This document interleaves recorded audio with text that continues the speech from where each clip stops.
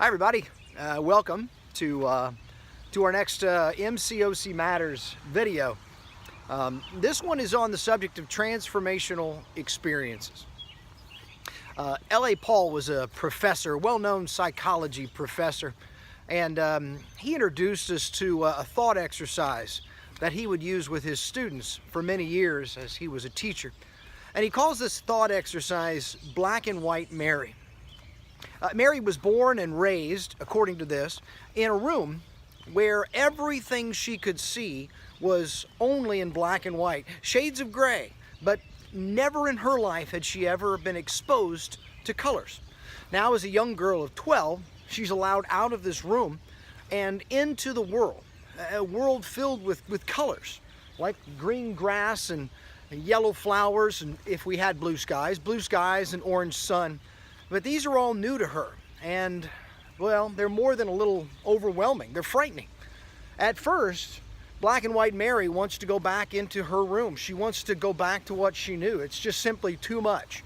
But soon she acclimates and she embraces the newness of this world and all the things that it offers, and she's excited by the opportunities. He uses this as an illustration of the process by which one becomes transformed. A person changes in their life. And these truly transformative moments are like that. Mary's life will never be the same, and she's better off for having those experiences, but they're not easy. And God calls us to be transformed. He calls us to change into something different from what we are, something completely different, so that our entire world is unlike what we knew. You know, this is a process that can be overwhelming. It can be scary, but it can be so very fulfilling, like suddenly knowing color when once your world was nothing but black and white.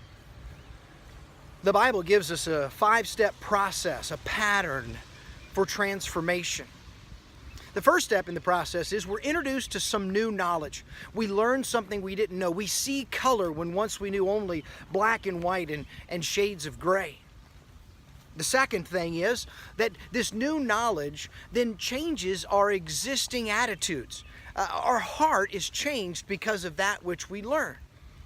Our mind is new, and now our heart is made new.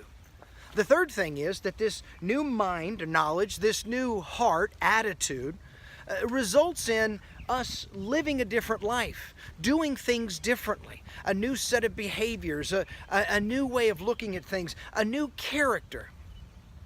And number 4, to fully implement this new character, we got to overcome the discomforts that are going to come with this. If we want something better, we have to do something different. And that different, that new, that can be very uncomfortable. And number 5, lastly, the transformation is complete when we can use this new knowledge, this new head, when we can use this new heart, we can use these new behaviors to help someone else make a transformational change in their life, to overcome their own obstacles and to become something different. The beauty of a transformational experience is that we can choose it. We can choose it. Sometimes transformation takes place being thrust upon us externally, but we can choose it. We can step out. We can make a decision. We can do something. We can make a new experience. We can embrace a life-changing opportunity, and we can reap the benefits that come from that. To do so, we need the wisdom to see a new path, and we need the courage to walk down that path.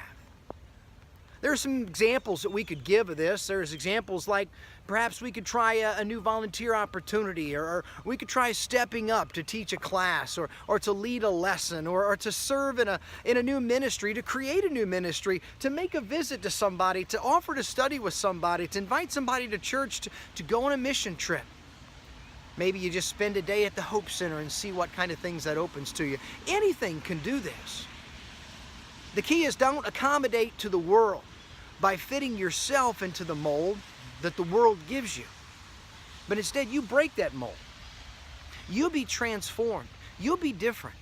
This is God's plan for you. It's God's plan for me. It's God's plan for us. So let me just ask you as we close today, what can you do this week to step up and to experience transformation in your life? Thanks for tuning in.